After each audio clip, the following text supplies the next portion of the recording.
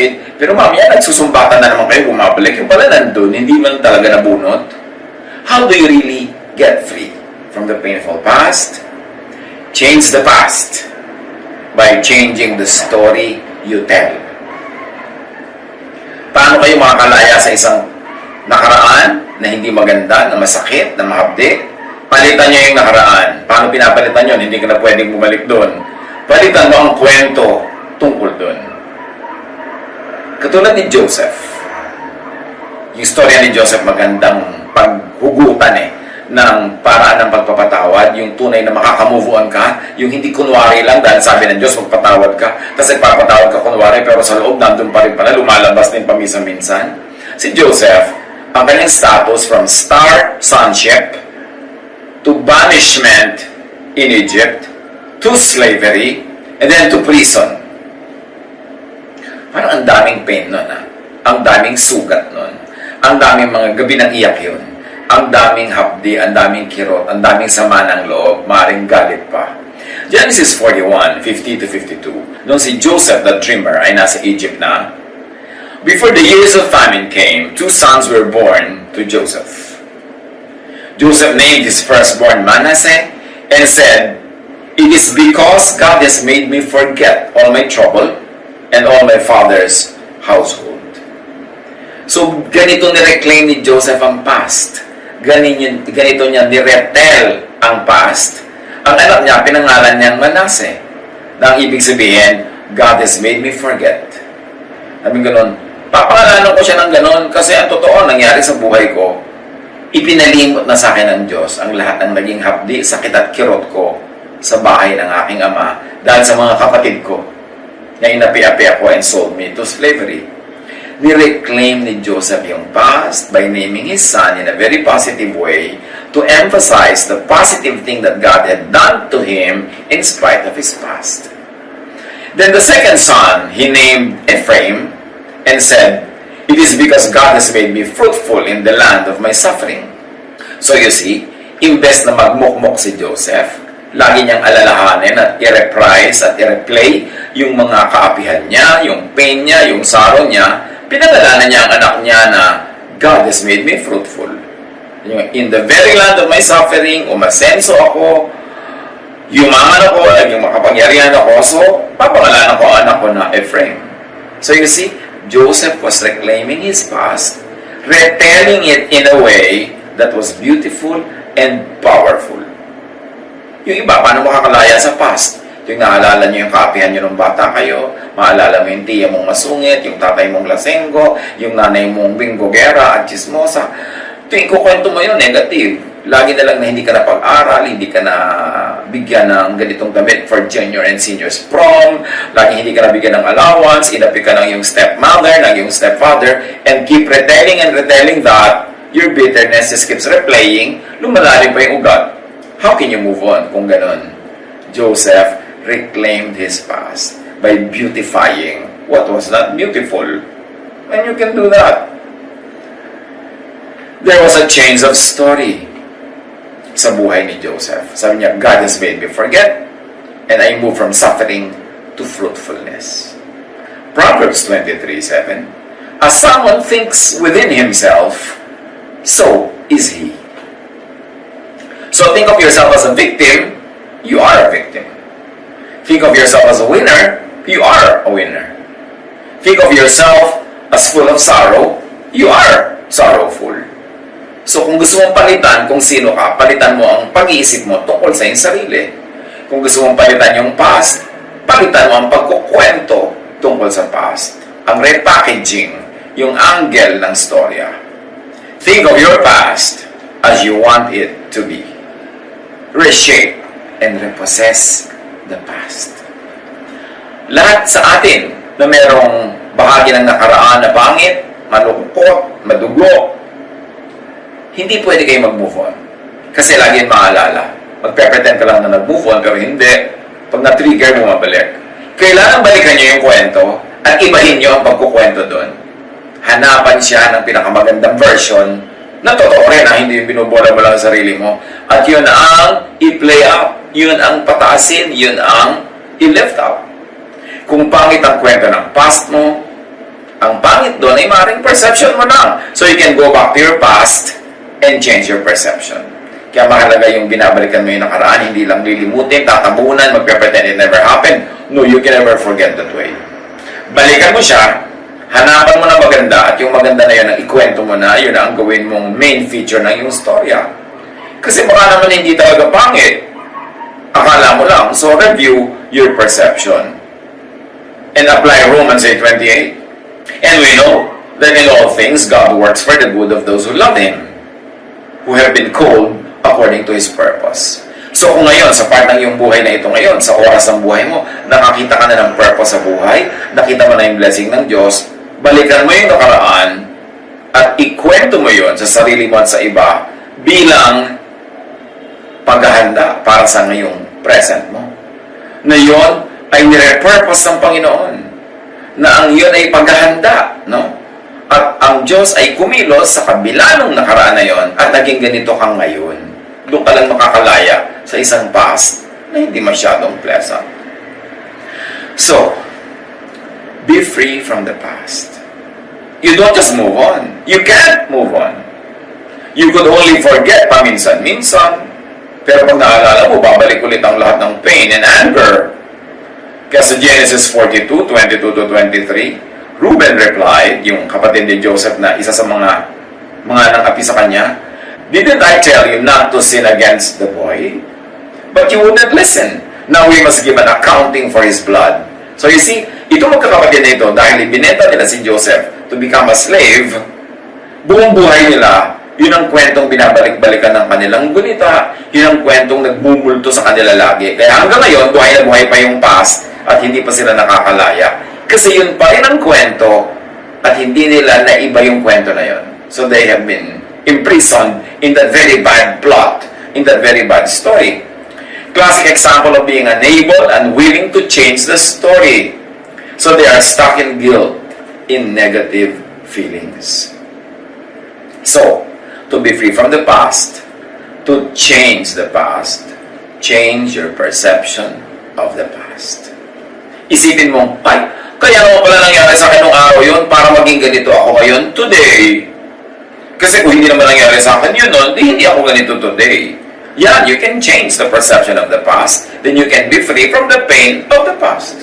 Pagandahin ang kwento. Lalo't kung maganda ang napuntahan mo sa buhay, kung maganda ang iyong kalagayan, kahit saan ka nang galing, dito ka nag-end, ang ganda-ganda, pagandahin mo na, kahit doon ako galing, dito ako napunta, o yung pala, preparation yun, para maging ganito ako, para ka makalaya. Pagandahin ang kwento. Pabaitin at unawain ang mga kontrabida sa kwento. Halimbawa, ay, yun naman palang stepmother ko, kaya ako inapi-api. Ano ay, meron siyang myoma. Malaging masakit ang kanyang matris, etc. etc. Kaya naman pala lagi siyang wala sa mood.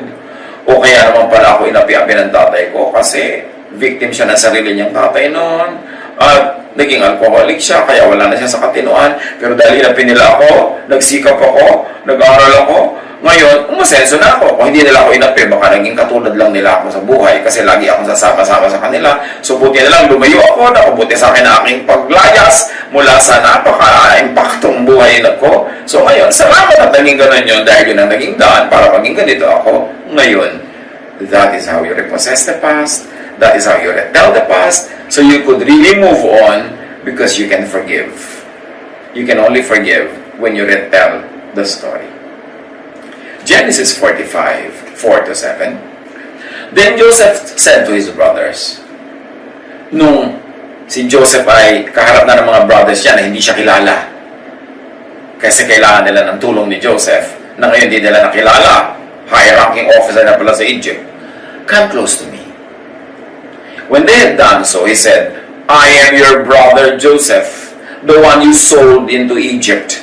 And now, do not be distressed, and do not be angry with yourselves for selling me here, because it was to save lives that God sent me ahead of you." So you see, Joseph gives an ugly event in the past a beautiful meaning at hindsight. Sabi niya, alam niyo kung bakit niyo ko ibinenta? Plano yun ng Diyos. Para magamit niya ako ngayon, para kayo iligtas at ang ating lahi at ang marami pang ibang tao. Iniba ang interpretation, ang meaning ng nakaraan. This is the way people could really forgive and move on and forget. Repossess the past, retell the past in view of your beautiful present. For 2 years now, there has been a famine in the land, patuloy ni Joseph. And for the next 5 years, there will be no plowing and reaping. But God sent me ahead of you to preserve for you a remnant on earth and to save your lives by a great deliverance. So, hinanapan at nakita naman ni Joseph ng meaning yung mga kabiguan niya in the past, na yun ay step para sa tagumpay niya in the future. Joseph interprets history as part of the divine plan. He and his brothers only being actors of God's will. Ngayon, kung ikaw ang kontrabida sa kwento, ibahin mo rin ang perception. Iligtas mo rin ang sarili mo sa pagiging kontrabida. Do not just be guilty forever. You cannot move on. Interpret your former bad ways as means to do good later. Yun ang ginawa actually. Yun ang technique ni Joseph. Proverbs 16:4, the Lord works out everything to its proper end.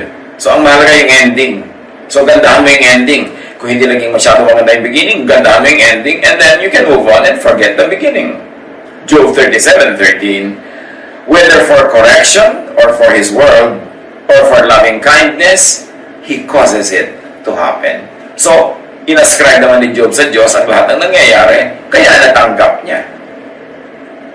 Lamentations 3:58, you have taken up my cause, O Lord, you have redeemed my life. So, napaganda dahil pumasok ang Diyos sa eksena. Hindi forgiveness lang ang igagawad mo sa iba o sa sarili. That's not enough. It cannot work. Kundi, dapat ibigay mo understanding, then empathy, and then acceptance, like in Joseph's case. And even appreciation of them, of what they did. This will lead to your freedom. Forgiveness, madaling sabihin, I forgive you, pero ang totoo, nasa loob mo pa. Hanggang hindi mo siya nauunawa at inuunawa, hindi ka nakaka-identify sa kanyang mga pain and sorrows at hindi mo yun natatanggap at hindi mo na-appreciate yung mga ginawa niya kahit sa simula parang hindi maganda, pero nakita mong ang kinawian maganda, hindi ka lalaya. You have to hukay the past, re-understand, reinterpret, and retell it. Genesis 50:15-21. When Joseph's brothers saw that their father was dead, they said, what if Joseph holds a grudge against us and pays us back for all the wrongs we did to him? But Joseph said to them, don't be afraid. Am I in the place of God?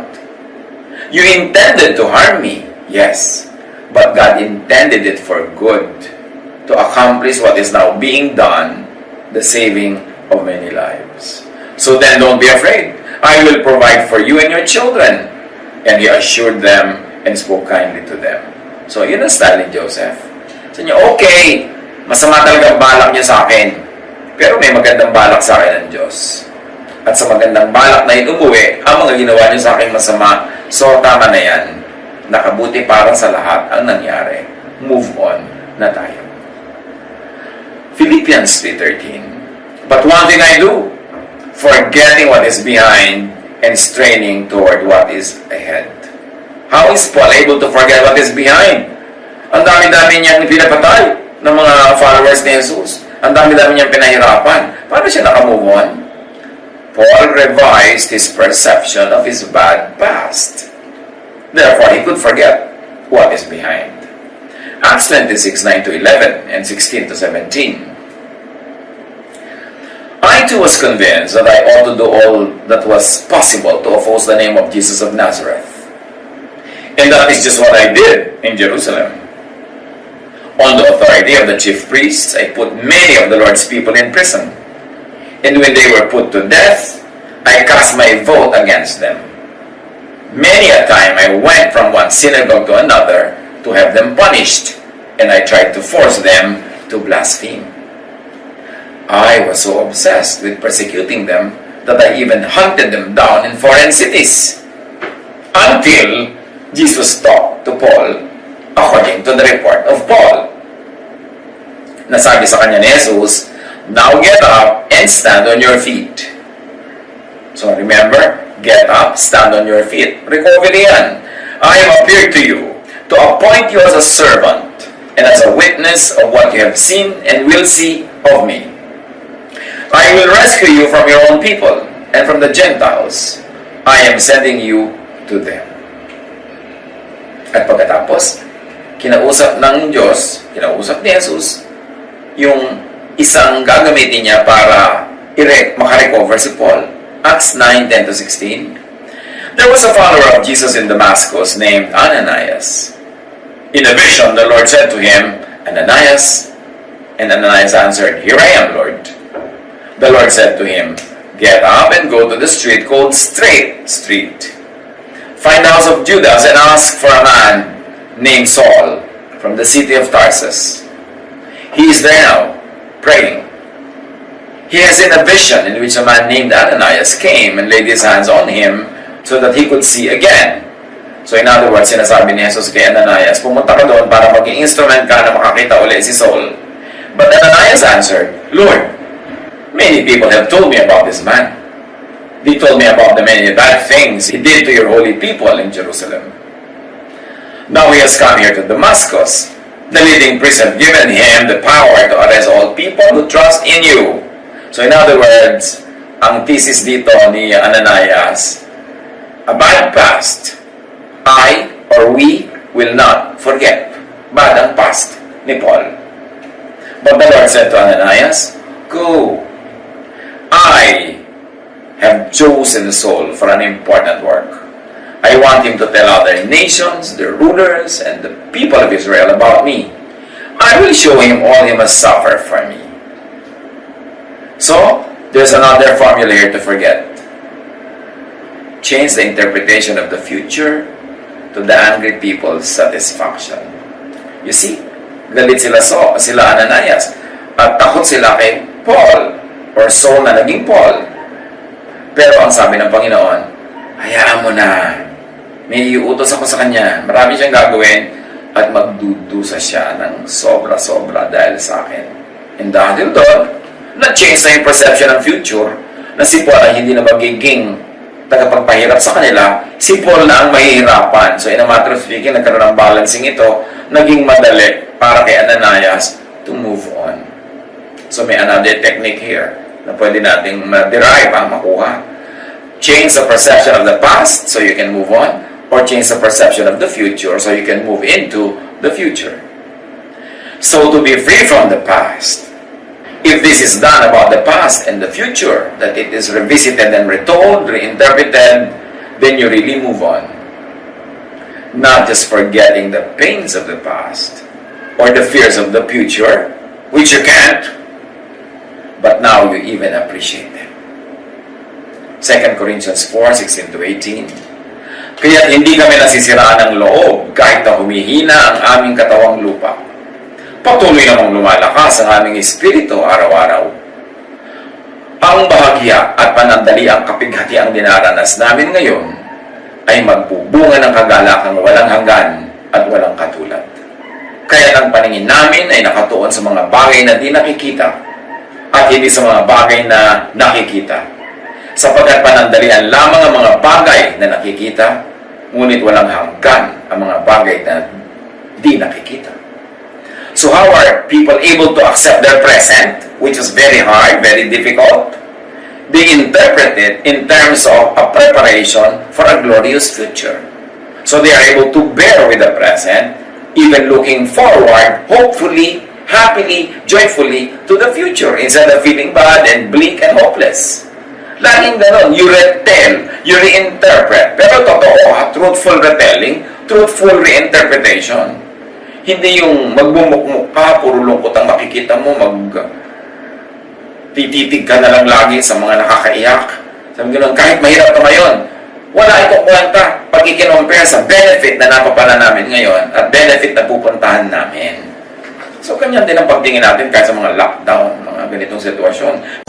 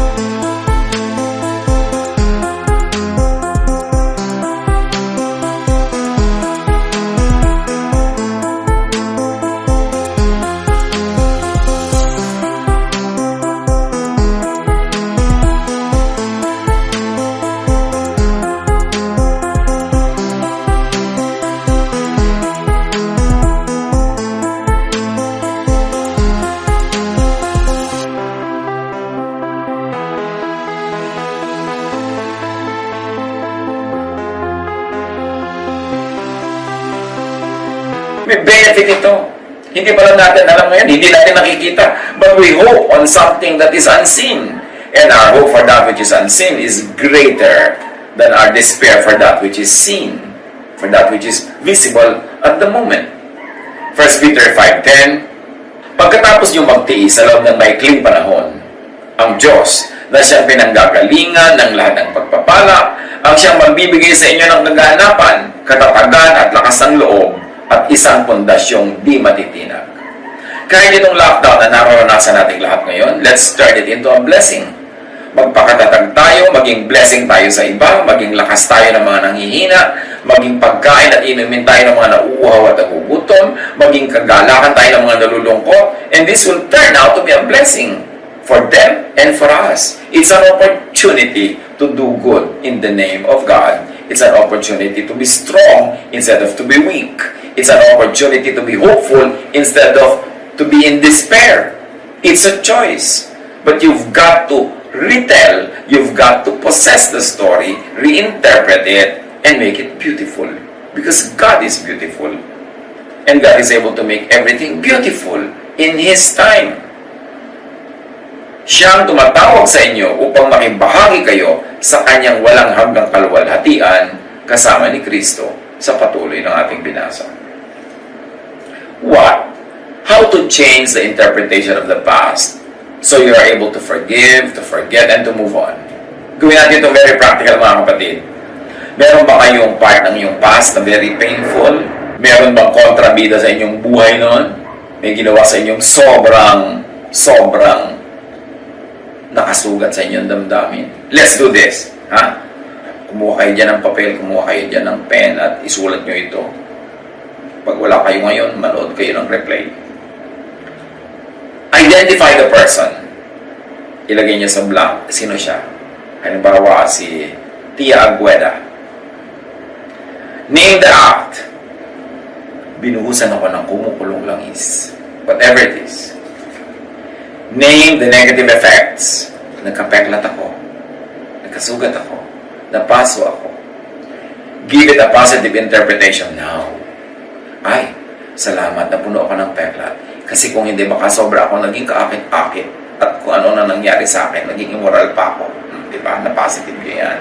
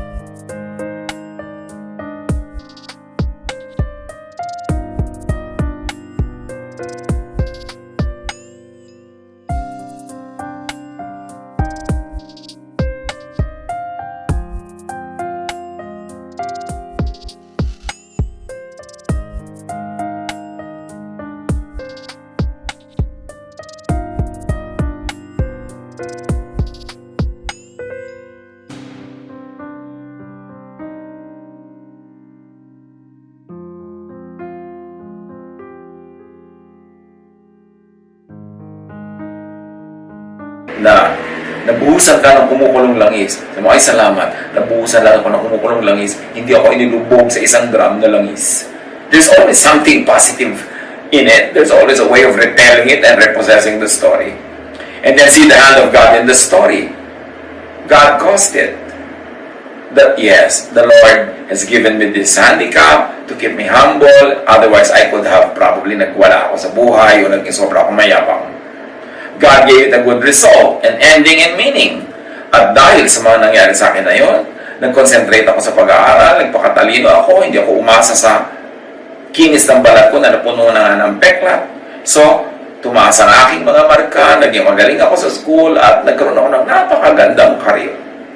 See the logic or the reason behind the act and the event. Kayo na mag-supply niya. And see the good effect in you. Kayo mag-supply. Then be thankful for it. Now, you are ready to forgive. Dito pwede na. Doable na. Kasi naunawa nyo na ang nangyari. Nakita nyo na yung ganda nun. At kung naunawa nyo pa si Tia Agueda, na kaya naman pala siya gano'n, masyado siyang repressed and suppressed, hindi nagka-boyfriend kahit kailan, kaya galit na galit sa'yo na iinggit siya sa'yo, kaya kanya binusan ng mantika kasi